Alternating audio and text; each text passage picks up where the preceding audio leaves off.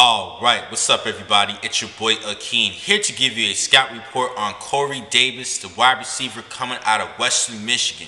Now, he is one of my top 3 wide receivers entering this year's draft. A very talented player, and he actually was a 2-star recruit hailing from Wheaton, Illinois.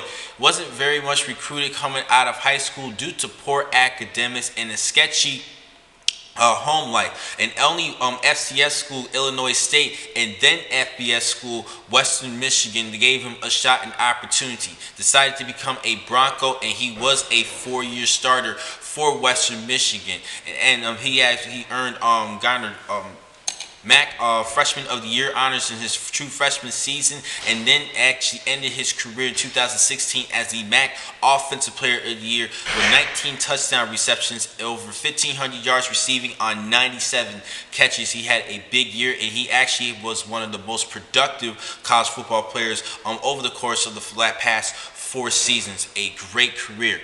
Now, let's talk about his strengths and weaknesses. First, his strengths. He definitely has the body the body desire that you want a wide receiver to have at 6'3", 213 pounds. Good muscle tone and great length. Now, he is definitely a great athletic route runner with the lower body coordination to burst in and out of his breaks. Does a great job as far as his breaks and his route running ability. He has a smooth release and a good route acceleration to shift from side to side and to achieve proper depth within the field. Definitely has good polished footwork and hides his intended path. Does a good job trying to maneuver defenders away from him. Does a great job with that. He did have elite productivity, as I mentioned. He was a big target for Western Michigan, and they even had Daniel Baverman during his career with Corey Davis. They had actually pretty good tandem between the two. Does a pretty great job as far as the overall team capability to become a #1 wide receiver at the next level. Right now, I see him as a #2, but who can sprout up to be a good #1 target.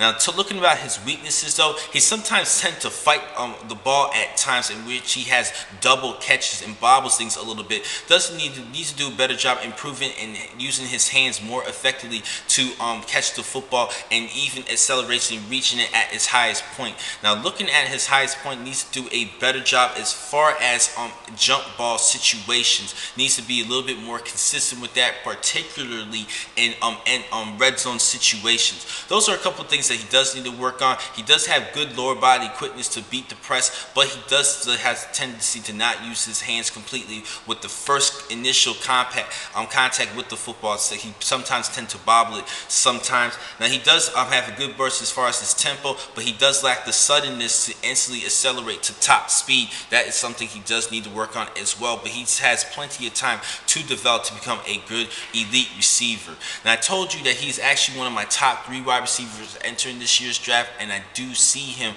as a first-round pick for this season. Now, the next time I'm going to catch you guys in just a couple minutes. I have 8 more blogs for today. Thank you for watching this blog. I'm your man, Akeem McCall. Be easy.